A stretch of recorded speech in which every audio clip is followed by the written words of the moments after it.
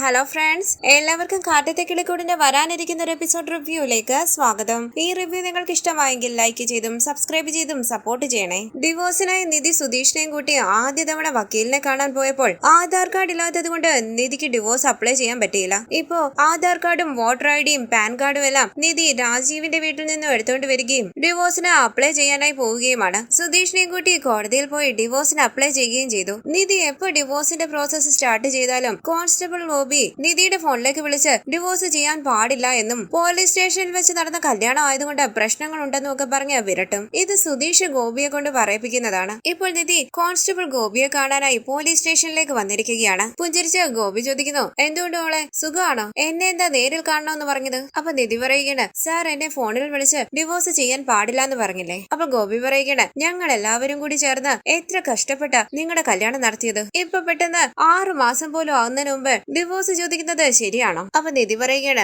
Sir ഞങ്ങൾ തമ്മിൽ ശരിയാകുന്നില്ല. ഇത് കേട്ട് ഗോപി ചോദിക്കുന്നു, എന്തുകൊണ്ട് ശരിയാകുന്നില്ല? നിങ്ങൾ തമ്മിലുള്ള പ്രശ്നം എന്താ? സംസാരിച്ച് തീർക്കാൻ പറ്റാത്ത എന്തെങ്കിലും പ്രശ്നമുണ്ടോ? ആ സുധീഷ് മോളെ തല്ലാറുണ്ടോ? അതോ ടോർച്ചർ ചെയ്യാറുണ്ടോ? അങ്ങനെയൊന്നും ഇല്ല സാർ എന്ന് നിധി പറയുമ്പോൾ ഗോപി ചോദിക്കുകയാണ്, അപ്പോ വീട്ടിലുള്ള ആരെങ്കിലും മോളെ ദ്രോഹിക്കാറുണ്ടോ? അയ്യോ അങ്ങനെയൊന്നും ഇല്ലാന്ന് നിധി പറയുമ്പോൾ ഗോപി ചോദിക്കുന്നു, പിന്നെ എന്തിനാ മോളെ ഡിവോഴ്സ് വേണമെന്ന് പറയുന്നത്? മോളുടെ വീട്ടിൽ നിന്ന് ആരെങ്കിലും വിളിച്ച് ഡിവോഴ്സ് ചെയ്യാൻ ഫോഴ്സ് ചെയ്യുന്നുണ്ടോ? ഇല്ല സാർ എന്ന് നിധി പറയുമ്പോൾ ഗോപി ചോദിക്കുന്നു, പിന്നെന്താ മോളെ ഡിവോഴ്സ് വേണമെന്ന് പറയുന്നതിന്റെ കാരണം? ഞങ്ങൾ തമ്മിൽ ശരിയാകുന്നില്ല സാർ എന്ന് നിധി പറയുമ്പോൾ ഗോപി ചോദിക്കുകയാണ്, എന്താ ഇത് അത് തന്നെ പറഞ്ഞുകൊണ്ടിരിക്കുന്നത്? അന്ന് എന്ത് പ്രശ്നങ്ങളുടെ ഇടയിലാ നിങ്ങളുടെ കല്യാണം നടന്നത്? ആ പയ്യൻ മോക്ക് വേണ്ടി ഒരുപാട് അടി വാങ്ങിയില്ലേ? അതെല്ലാം മറന്നോ? ഇത് കേട്ട് നിധി പറയുകയാണ്, സാർ തെറ്റിദ്ധരിക്കരുത്, ഞങ്ങൾ ഡിവോഴ്സ് ചെയ്യാൻ പോകുന്ന കാര്യം സാറിനോട് ആരാ പറഞ്ഞത്? ഒന്ന് ബദരി ഗോപി പറയുകയാണ്, മോളെ ഞാൻ എന്താ ചോദിക്കുന്നത്, മോൾ എന്താ പറയുന്നത്? അപ്പൊ നിധി പറയുകയാണ്, സാർ എങ്ങനെ അറിഞ്ഞത് ഞങ്ങൾ ഡിവോഴ്സ് ചെയ്യാൻ പോകുന്ന കാര്യം? എനിക്കതിൽ നല്ല സംശയമുണ്ട്. ആരാ ഈ കാര്യമൊക്കെ സാറിനെ അറിയിക്കുന്നത്? ഇതിനു മുമ്പ് ഞാൻ ഡിവോഴ്സ് പ്രൊസീജിയേഴ്സ് സ്റ്റാർട്ട് ചെയ്തപ്പോൾ സാർ ഇതേപോലെ എന്റെ ഫോണിലേക്ക് വിളിച്ച് ഡിവോഴ്സ് ചെയ്യാൻ പാടില്ല എന്ന് പറഞ്ഞു. സാറിനെ ഇതെല്ലാം ആരാണ് ഇൻഫോം ചെയ്യുന്നത്? മോൾ എന്തിനാ ഇതൊക്കെ അറിയുന്നതെന്ന് ഗോപി ചോദിക്കുമ്പോൾ നിധി പറയുകയാണ്, ഇല്ല സാർ എനിക്കിത് അറിഞ്ഞേ പറ്റൂ. ഞങ്ങളുടെ ഡിവോഴ്സിന് അപ്ലൈ ചെയ്ത കാര്യം സാർ എങ്ങനെ അറിഞ്ഞു? കറക്റ്റ് ആയിട്ട് സാർ എന്നെ ഫോൺ വിളിക്കാറുണ്ട്. ഈ സമയം CI അവിടേക്ക് വരികയാണ്. ടെൻഷനോടുകൂടി അവിടെ നിന്നിട്ട് ഗോപി പറയുന്നു, ഇയാളും വന്നു. അങ്ങനെ ഗോപി സല്യൂട്ട് ചെയ്യുമ്പോൾ CI ചോദിക്കുന്നു, എന്താ കേസ്? ആരാ ഈ പെൺകുട്ടി? എന്തിനാ ഇവിടെ വന്നത്? അപ്പോൾ ഗോപി പറയുകയാണ്, സർ ഈ കുട്ടിയുടെ കല്യാണം നമ്മുടെ സ്റ്റേഷനിൽ വെച്ചാണ് നടന്നത്. നമ്മൾ ആ കല്യാണം നടത്തി കൊടുത്തത്. ഓ അങ്ങനെയാണോ എന്ന് CI ചോദിക്കുമ്പോൾ ഗോപി പറയുകയാണ്, 4 മാസത്തിനു മുമ്പ് ബിസിനസ്സുകാരനായ രാജീവിന്റെ മകൾ ഒരു ഡ്രൈവറുടെ ഒപ്പം ഓടി വന്നില്ലേ? നമ്മളല്ലേ അവരുടെ കല്യാണം നടത്തി കൊടുത്തത്. ഇത് കേട്ട് CI പറയുകയാണ്, ഓ ആ കേസാണോ? അന്ന് എന്തെല്ലാം പ്രശ്നങ്ങളാ നടന്നത്? ആ കുട്ടിയായിരുന്നു ഇത്? അതെ സാർ എന്ന് ഗോപി പറയുമ്പോൾ CI പറയുകയാണ്, കണ്ടിട്ട് 4-5 മാസമായില്ലേ? മറന്നുപോയി. ഇരിക്കും മോളെ. ഇത് കേട്ട് നിധി അവിടേക്ക് ഇരിക്കുമ്പോൾ CI ചോദിക്കുന്നു, സുഖമാണോ മോക്ക്? മോളുടെ ഭർത്താവ് എന്ത് പറയുന്നു? അപ്പൊ നിധി പറയുകയാണ്, ഞാൻ സുഖമായിട്ടിരിക്കുന്നു സർ. സുധീഷ് സുഖമായിട്ടിരിക്കുന്നു. അപ്പൊ ഗോപി പറയുകയാണ്, സർ ആ പയ്യനിൽ നിന്നും ഈ കുട്ടിക്ക് ഡിവോഴ്സ് വേണമെന്ന്. ഇത് കേട്ട് CI ചോദിക്കുന്നു, ഡിവോഴ്സോ? എന്താ മോളെ എന്താ പ്രശ്നം? നിന്റെ ഭർത്താവ് നിന്നെ തല്ലാറുണ്ടോ? അതല്ല വേറെ എന്തെങ്കിലും പ്രശ്നമുണ്ടോ? അങ്ങനെയൊന്നും ഇല്ല സർ എന്ന് നിധി പറയുമ്പോൾ CI ചോദിക്കുകയാണ്, പിന്നെ എന്തിനാ മോളെ ഡിവോഴ്സ്? കല്യാണം കഴിച്ചതുപോലെ ഡിവോഴ്സ് വേണമെന്ന് പറഞ്ഞാൽ എന്താ മോളെ അർത്ഥം? വിവാഹ ജീവിതം എന്ന് പറയുമ്പോൾ തന്നെ പ്രശ്നങ്ങൾ ഉള്ളതായിരിക്കും. അഡ്ജസ്റ്റ് ചെയ്ത് വേണം മുന്നോട്ട് പോകാൻ. അപ്പൊ നിധി പറയുന്നു, അതല്ല സർ ഞങ്ങൾ തമ്മിൽ ശരിയാകുന്നില്ല. ഇത് കേട്ട് ഗോപി പറയുകയാണ്, ഈ കുട്ടിക്ക് ശരിയാകാത്തത്. ആ പയ്യൻ ഒരു കുഴപ്പമില്ല. സുധീഷിന് ഈ കുട്ടിയുടെ കൂടെ ജീവിക്കണമെന്നാ ആഗ്രഹം. ഇത് കേട്ട് നിധി സംശയത്തോടു കൂടി ഇരിക്കുമ്പോൾ CI പറയുകയാണ്, ശരി അവരെന്തെങ്കിലും ചെയ്യട്ടെ, അതൊക്കെ അവരുടെ ഇഷ്ടമല്ലേ. മോൾ എന്തിനാ ഇപ്പൊ ഇങ്ങോട്ട് വന്നത്? ഞങ്ങൾക്ക് കല്യാണം നടത്താനേ പറ്റൂ. ഡിവോഴ്സ് വേണമെങ്കിൽ കോടതിയിലേക്ക് പോകണം. അപ്പൊ നിധി പറയുകയാണ്, അതല്ല സർ ഞാൻ ഡിവോഴ്സിന് അപ്ലൈ ചെയ്ത ഉടനെ ഈ സാർ എന്നെ ഫോണിൽ വിളിച്ചു. ഇത് കേട്ട് ഗോപി ടെൻഷനോട് കൂടി നിൽക്കുമ്പോൾ നിധി പറയുകയാണ്, എന്തിനാണ് ഡിവോഴ്സ് അപ്ലൈ ചെയ്യുന്നത്? ഒരുമിച്ച് ജീവിക്കെന്ന് പറഞ്ഞു. ഇത് കേട്ട് CI ഗോപിയെ നോക്കുകയാണ്. ഗോപി ഭയത്തോടു കൂടി നിൽക്കുമ്പോൾ നിധി പറയുന്നു, സാർ എങ്ങനെയാണ് ഈ കാര്യമൊക്കെ അറിയുന്നത്? എനിക്ക് മനസ്സിലാകുന്നില്ല സാർ. അതിനെപ്പറ്റി ചോദിക്കാൻ വേണ്ടിയാ ഞാൻ സ്റ്റേഷനിലേക്ക് വന്നത്. CI ചോദിക്കുന്നു, ഗോപി എന്താ ഇത്? നിധി ചോദിക്കുന്നു,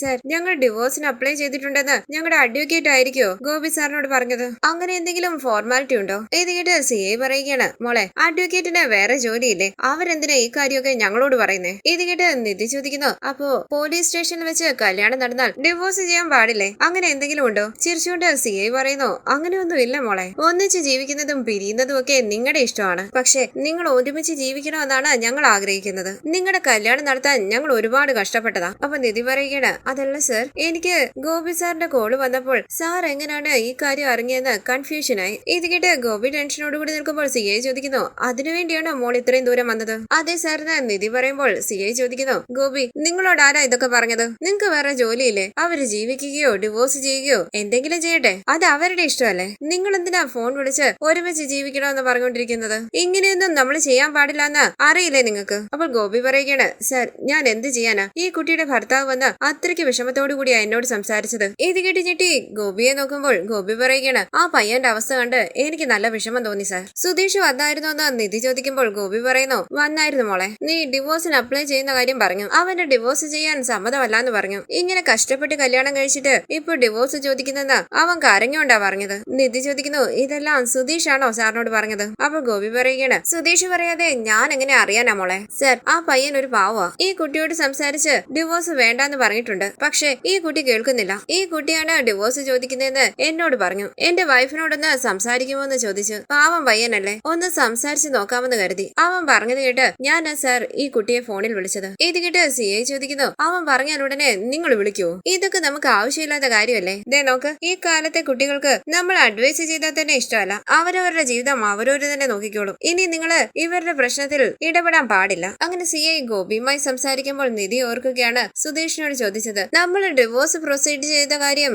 ഗോപി സാറിനോട് ആരാ പറഞ്ഞത്? സുധീഷ് എന്തെങ്കിലും ഗോപി സാറിനോട് പറഞ്ഞായിരുന്നോ? ഞാൻ എന്തിനാ പറയുന്നതെന്ന് സുധീഷ് ചോദിച്ചപ്പോൾ നിധി പറയുകയാണ്, പിന്നെ ആരും പറയാതെ എങ്ങനെ ഗോപി സാർ അറിയുക? അപ്പൊ സുധീഷ് പറഞ്ഞു, ഒരുപക്ഷെ കോർട്ടിൽ നിന്നും ഇൻഫോം ചെയ്തതായിരിക്കും. ഇനി കോർട്ടിൽ നിന്നല്ലെങ്കിൽ വക്കീലായിരിക്കും അവരോട് പറഞ്ഞത്. തുടർന്ന് CI ചോദിക്കുന്നു, മോളെ ഇതല്ലാതെ മോക്ക് അവിടെ വേറെന്തെങ്കിലും പ്രശ്നമുണ്ടോ? ഇല്ല സാറിന് നിധി പറയുമ്പോൾ CI ചോദിക്കുകയാണ്, ഇത് ചോദിക്കാൻ വേണ്ടിയാണോ ഇത്രയും ദൂരം വന്നത്? അപ്പൊ നിധി പറയുന്നു, അതെ സാർ, ഇതറിയാൻ വേണ്ടി തന്നെയാ വന്നത്. ഇത് കേട്ട് CI പറയുന്നു, ശരി മോളെ, എന്ത് തീരുമാനം എടുത്താലും ആലോചിച്ചെടുത്താ മതി. ഇത് മോളുടെ ജീവിതത്തിന്റെ കാര്യമാണ്, മനസ്സിലായോ? ഇത് കേട്ട് നിധി തലയാട്ടുമ്പോൾ CIയുടെ ഫോണിലേക്ക് ഒരു കോള് വരികയും ഫോണിൽ സംസാരിച്ചുകൊണ്ട് CI അവിടെ നിന്ന് പോവുകയാണ്. തുടർന്ന് നിധിയുടെ ഫോണിലേക്ക് ഒരു കോള് വരികയാണ്. ഗോപി ചോദിക്കുന്നു, ആരാ മോളെ, മോളെ ഭർത്താവാണോ? അപ്പോൾ നിധി പറയുന്നു, അല്ല, ഒരു സ്ത്രീയാ. വീണ്ടും വീണ്ടും വിളിച്ചോണ്ടിരിക്കുക, അവരെന്തൊക്കെയോ അനാവശ്യം പറയുക. അപ്പൊ ഗോപി പറയുന്നു, ഫോണിക്ക് തന്നെ നമ്പർ നോക്കട്ടെ. നമ്പർ കണ്ടു ഞെട്ടി ഗോപി മനസ്സിൽ പറയുന്നു, ഇതെന്റെ ഭാര്യയുടെ നമ്പർ ആണല്ലോ. ശേഷം നിധിയുടെ കയ്യിലേക്ക് ഫോൺ കൊടുത്തുകൊണ്ട് ഗോപി പറയുന്നു, മോളെ ഈ നമ്പർ ബ്ലോക്ക് ചെയ്തേര്. ഈ നമ്പറിൽ നിന്നും കോള് വന്നാൽ എടുക്കരുത്.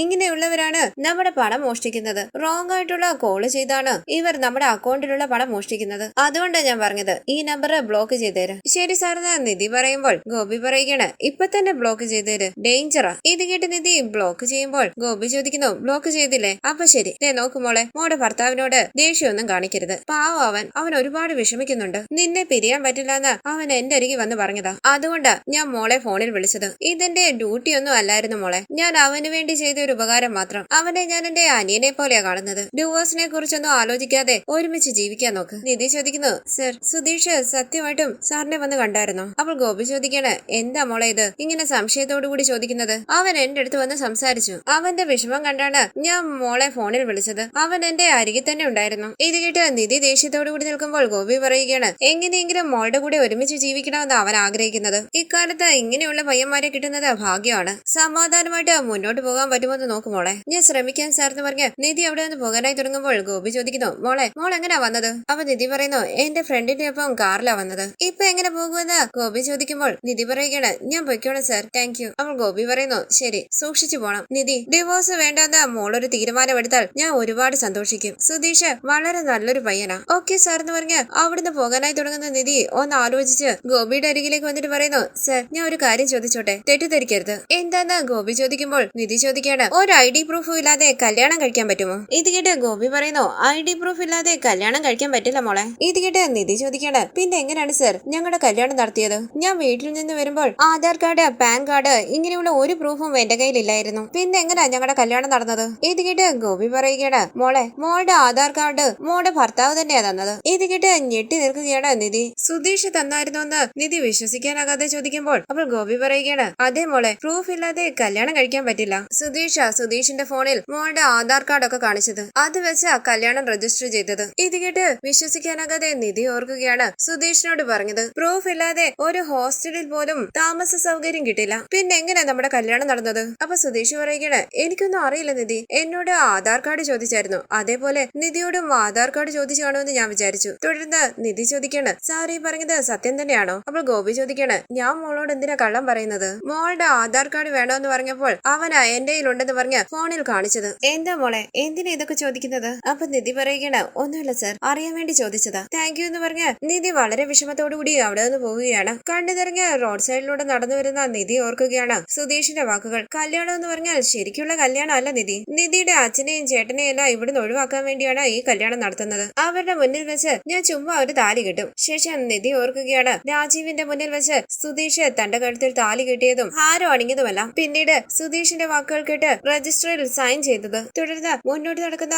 നിധി മനസ്സിൽ പറയുകയാണ് ആധാർ കാർഡ് സുധീഷിന്റെ കയ്യിൽ ഉണ്ടായിട്ടാ എല്ലായിടത്തും ആധാർ കാർഡ് ഇല്ലാതെ ഞാൻ അലങ്ങി നടന്നതും. നിന്നെ ഞാൻ വെറുതെ വിടില്ലടാ. ഈ സമയം നിധിയുടെ കമ്പനിയുടെ MD-യുടെ കാറ് ആ വഴി വരികയും ആ കാറിൽ കയറി നിധി തിരുവനന്തപുരത്തേക്ക് വരികയുമാണ്. വരുന്ന വഴിയെല്ലാം നിധി ഓർക്കുന്നത് സുധീഷ് തന്നോട് ചെയ്ത ചതിയാണ്. കള്ളം പറഞ്ഞ് വിവാഹം നടത്തിയതും പിന്നീട് ആധാർ കാർഡ് ഇല്ലാന്ന് പറഞ്ഞ് നിധി ഒരുപാട് ബുദ്ധിമുട്ടിയതുമല്ല. സുധീഷിനൊപ്പം ആധാർ കാർഡ് എടുക്കാൻ വേണ്ടി അക്ഷയയിലേക്ക് പോയതും ആധാർ കാർഡ് ഇല്ലാതെ തന്റെ പഴയ ഫോൺ നമ്പർ വീണ്ടെടുക്കാനാകാതെ ബുദ്ധിമുട്ടിയതുമെല്ലാം നിധി ഓർക്കുകയാണ്. MD നിധിയോട് ഒരുപാട് സംസാരിക്കുന്നുവെങ്കിലും നിധി അതൊന്നും ശ്രദ്ധിക്കുന്നതേയില്ല. തുടർന്ന് വീടെല്ലാം ഡെക്കറേറ്റ് ചെയ്ത് നിധിക്ക് സർപ്രൈസ് ഒരുക്കി കാത്തിരിക്കുകയാണ് സുധീഷും ഹരീഷും നികേഷും സുഭാഷും എല്ലാം. ഹരീഷും നികേഷും ബലൂൺ വീർപ്പിച്ചുകൊണ്ടിരിക്കുകയാണ്. സുഭാഷ് ചോദിക്കുന്നു സുധീഷ് കേക്ക് കട്ട് ചെയ്യാനുള്ള കത്തിയൊക്കെ എവിടെ വെച്ചത്? അപ്പൊ സുധീഷ് പറയുകയാണ് കിച്ചണിൽ വെച്ചിട്ടുണ്ട് സുഭാഷ് ഏട്ടാ. ഒരു കവർ എടുത്തോണ്ട് വന്ന് സുഭാഷ് ചോദിക്കുകയാണ് ഇതെന്താ സുധീഷ് നല്ല തണുപ്പുണ്ടല്ലോ ഇതിന്? സുഭാഷ് ഏട്ടാ അതില് ചോക്ലേറ്റും ഐസ്ക്രീമും ഒക്കെയാ. നമ്മുടെ വീട്ടിൽ ഫ്രിഡ്ജില്ലാത്തത് കൊണ്ട് ഐസ് പാക്ക് ചെയ്ത് വാങ്ങിച്ചോണ്ട് വന്നതാ.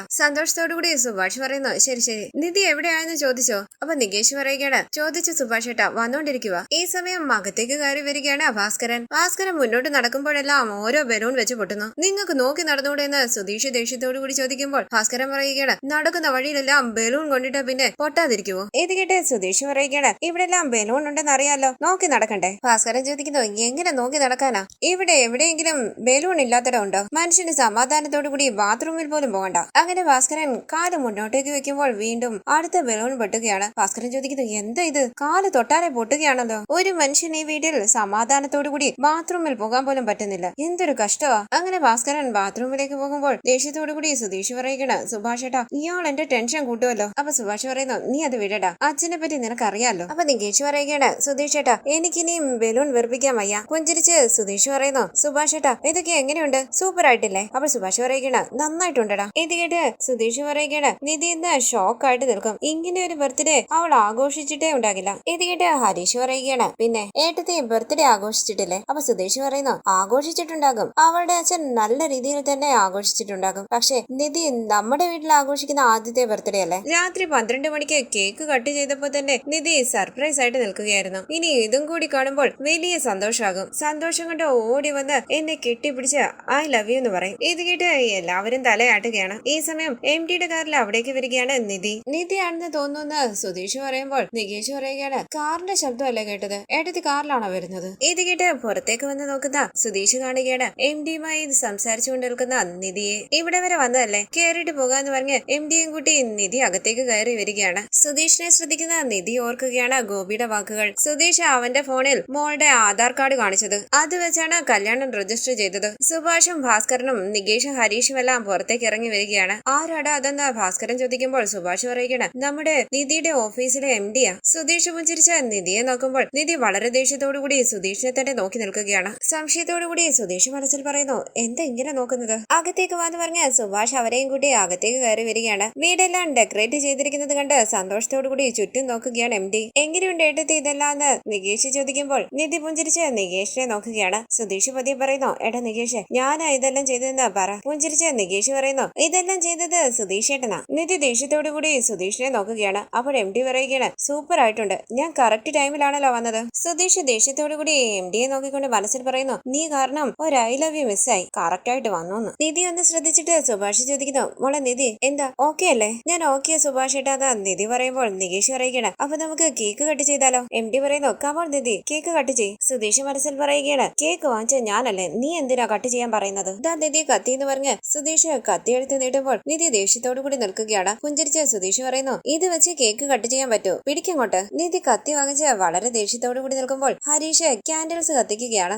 എല്ലാവരും ഹാപ്പി ബർത്ത്ഡേ പാടുമ്പോൾ നിധി സുധീഷിനെ തന്നെ നോക്കി നിൽക്കുകയാണ്. അകത്തേക്ക് കയറി വന്ന ഭാസ്കരനും ഹാപ്പി ബർത്ത്ഡേ ഉറക്കെ പാടുകയാണ്. നിധി കേക്ക് കട്ട് ചെയ്യാൻ നിൽക്കുമ്പോൾ ഭാസ്കരൻ പറയുകയാണ് ആ കേക്ക് എത്ര നേരം മോളെ നോക്കി നിൽക്കുക? എടാ നീ പോയി പ്ലേറ്റ് എടുത്തോണ്ട് വാ ഞാൻ തന്നെ എല്ലാവർക്കും മുറിച്ചു കൊടുക്കാം. അപ്പൊ സുഭാഷ് പറയുകയാണ് അച്ഛനിപ്പോ കേക്ക് അല്ലേ വേണ്ടിയത് ഞാൻ എടുത്തു തരാം. അങ്ങനെ ഒരു പീസ് കേക്ക് എടുത്ത് ഭാസ്കരന് കൊടുക്കുകയാണ് സുഭാഷ്. അപ്പൊ ഭാസ്കരൻ പറയുന്നു താങ്ക് യു. ഇനി അടുത്തത് എപ്പോഴാ കേക്ക് കട്ട് ചെയ്യുന്നേ? എന്നോട് പറഞ്ഞാൽ മതി കൃത്യസമയത്ത് ഞാൻ എത്താം. രാത്രി മുഴുവൻ കേക്ക് കട്ട് ചെയ്യുകയല്ലായിരുന്നു. ഉണ്ടായിരുന്നു. ഇപ്പം പകലും കേക്ക് കട്ട് ചെയ്യുന്നു. സർ കേക്ക് കഴിക്കുന്ന പറഞ്ഞ് MDക്ക് കേക്ക് എടുത്തു കൊടുക്കുകയാണ് സുഭാഷ്. അപ്പൊ MD പറയുന്നു, അയ്യോ ഞാനങ്ങനെ ഷുഗർ കഴിക്കാറില്ല. അപ്പൊ സുഭാഷ് പറയുകയാണ്, അത് സാരമില്ല സർ, ഇന്ന് നമ്മുടെ നിധിയുടെ ബർത്ത്ഡേ അല്ലേ, കഴിക്ക്. ശരി എന്ന് പറഞ്ഞ് സന്തോഷത്തോടു കൂടി അത് വാങ്ങിച്ച് കഴിക്കുകയാണ് MD. സുധീഷും ഹരീഷും നികേഷും സുഭാഷും എല്ലാം വളരെ സന്തോഷത്തോടു കൂടി കേക്ക് കഴിക്കുമ്പോൾ ദേഷ്യത്തോടും വിഷമത്തോടും കൂടി സുധീഷിനെ തന്നെ നോക്കുകയാണ് നിധി. MD പറയുന്നു, ശരി നിധി, ഞാൻ ഇറങ്ങട്ടെ. അപ്പൊ സുഭാഷ് ചോദിക്കുകയാണ്, എവിടെ പോകുന്നു? കഴിച്ചിട്ട് പോയാ മതി. അപ്പോൾ MD പറയുകയാണ്, അയ്യോ അതല്ല, എനിക്ക് കുറച്ച് വർക്കുണ്ട്. അപ്പൊ പുഞ്ചിരിച്ച് സുധീഷ് പറയുകയാണ്, സുഭാഷ് ഏട്ടാ സാറിന് വർക്കുണ്ടെന്നല്ലേ പറഞ്ഞത്? അപ്പൊ സുഭാഷ് പറയുകയാണ്, ഇന്ന് നിധിയുടെ ബർത്ത്ഡേ ആയതുകൊണ്ട്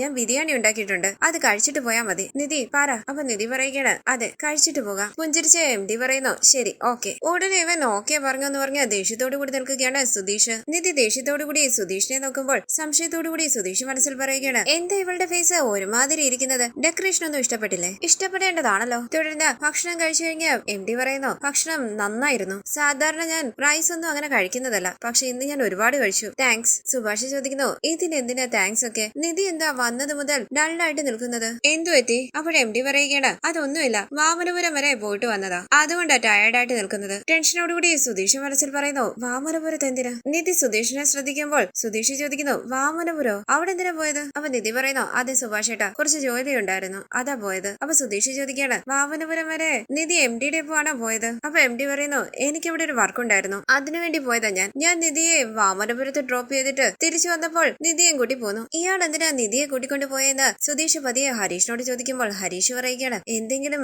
ഓഫീസ് കാര്യത്തിനായിരിക്കും. ഇത് കേട്ട് സുധീഷ് പറയുന്നു, എനിക്ക് ഇവനെ കാണുന്നത് ഇഷ്ടമല്ല. MD പറയുന്നു, ശരി നിധി, ഞാൻ ഇറങ്ങട്ടെ. താങ്ക് യു എന്ന് പറഞ്ഞ് എല്ലാവരെയും നോക്കി പുഞ്ചിരിച്ച് കൈകൂപ്പി MD അവിടെ നിന്ന് പോവുകയാണ്. സുധീഷ് സമാധാനത്തോടു കൂടി നിൽക്കുമ്പോൾ വളരെ ദേഷ്യത്തോടു കൂടി സുധീഷിനെ ശ്രദ്ധിക്കുകയാണ് നിധി. ഈ സീരിയലിന്റെ കൂടുതൽ വീഡിയോസിനായി ചാനൽ സബ്സ്ക്രൈബ് ചെയ്ത് സപ്പോർട്ട് ചെയ്യണേ. Thank you.